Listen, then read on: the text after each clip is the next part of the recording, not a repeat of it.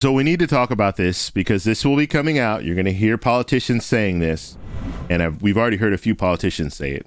Senator Marco Rubio has already indicated this. This child tax credit is a disincentive to work.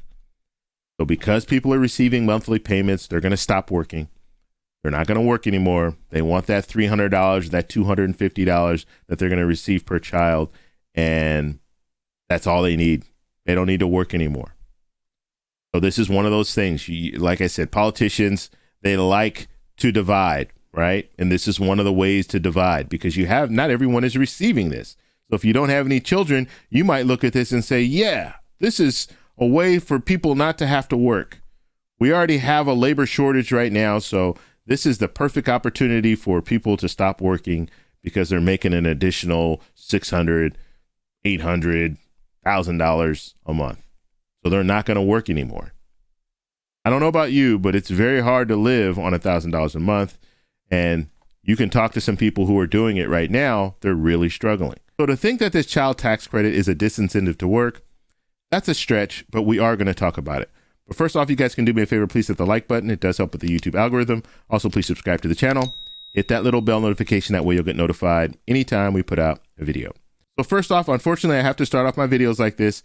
If you see a check mark next to my name in the comment section, that is me. If you do not see a check mark next to my name, it's not me. It's an imposter. They're trying to sell you something. So don't go for it. Okay, so let's talk about this child tax credit. Now, is this a disincentive to work? Let's lay it out there. So the Treasury Department, they estimate that 97% of recipients of the child tax credit are workers. Okay, they're earning a wage. And then another 3% are grandparents or people who are not able to work. So that is what the Treasury Department is letting us know when it comes to the studies that they've done. And so the thought of, okay, well, this person's just not working and they're receiving all this money from this child tax credit because they have all these kids. That's a misnomer. Okay, that's just politicians trying to get people spun up about this so they can be against it. But the reality is that's not what's going on. Most families that are receiving the child tax credit, they earn wages. Now, another thing we need to talk about, the phase out. So we already had a child tax credit. And it's interesting because Senator Rubio, he was for the $2,000 child tax credit. Okay, so he voted for that in 2017. But now he's against this child tax credit here. And all they've done is they've added a little bit to it. So they've added $1,000. Depending on how old your child is, or they've added $1,600. So that addition there, that's the reason why people don't want to work. Because like I said, Senator Rubio, check his record. He voted for the child tax credit in 2017, but now he's against this child tax credit now. So nonetheless, the target, $150,000 per family. Okay, so if you make $150,000 or less, you qualify for the full amount. If you make more, then it phases out. And so this is one of those situations where I think because it's targeted like this, you're going to have families that are going to say, yeah, you know what? This is in addition to, I can still get a job. I can still work, and I'm not going to go over that $150,000.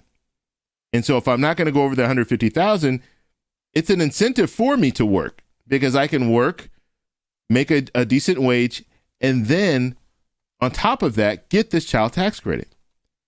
So now if it was much more targeted, let's say you couldn't make more than $30,000 a year, well then, yeah, you might have some people saying, you know what, I'm just going to stay home because it's going to cost me more to go to work, pay for childcare and all these other things that I have to pay for a child.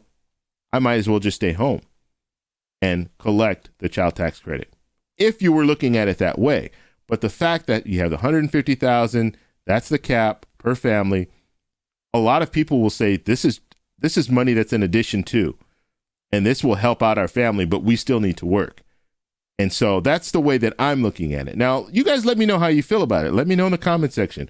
What do you think? Do you think people will look at it like, okay, this child tax credit is all we need, and so I don't have to work anymore? Or do you think they'll look at it as we can work and get this additional $300 or $250 per month? Now, this information I'm going to share with you here, this is really interesting. So the Agriculture Department, in 2017, they estimated that a typical family spends about $233,610 per child from the time the child's born until their 17th birthday. And I thought that was really interesting. That's a lot of money that you spend for a child. Okay, so sometimes we don't really think about it like that. We just think about, okay, children, yeah, they cost a little bit more, but how much more? And they're looking at the average family spending $233,000. That's a lot of money. And you have to think about childcare. You have to think about all the different things that go into raising a child. And so allowing this child tax credit, I think, is something that will help families, obviously, and it will help children because that's what it's all about. And so I just wanted to do this quick video. So let's wrap this up. So we're looking at the Treasury Department. They've already indicated, look, the vast majority of people are receiving this child tax credit are people who earn wages. And there are always going to be people who are going to be able to squeeze through these different little loopholes and maybe they're not earning wages, but they're able to receive the child tax credit and all that. You're going to have a small number of people that will be able to do that. But do you kill a whole program because of that? Because we don't talk about that when we're talking about other loopholes, when people are getting away with other things. We don't talk about killing the whole program because of that. Oh, this person's not working and they're receiving this child tax credit. Let's do away with the whole child tax credit. That's not how things work. That's not how things should work. And if you were that person who really needed that child tax credit and they did away with it because there was a small percentage, let's say 2% or 3% of the people who were not working and they were still getting this child tax credit, but 97% of the people were actually working and earning a wage, that doesn't make any sense. It doesn't make any sense at all. And that will be the argument. That's what politicians are going to come out and say. The people that are against it, they're going to say, look at this person. They have 6 children. They're getting all this money. We need to do away with it. When the reality is the vast majority of people are earning a wage. And that's why they're receiving a child tax credit. And so in my opinion, this child tax credit is not going to keep people out of the labor market. They're not going to look at this and say, I don't want to work because I'm receiving this child tax credit. So if anything, I think people are going to look at this and say, yes, I'm going to keep working or I'm going to get a new job. And this is a good addition to having that job. And they might even accept a job with a lower wage because they know they're receiving this child tax credit. So that's the way I feel about it. But I want to know what you guys think. So let me know in the comment section. So that's all I have for you guys right now. If you like this video, please give me a thumbs up. Please subscribe for more. And I'll talk to you in the next one. Bye.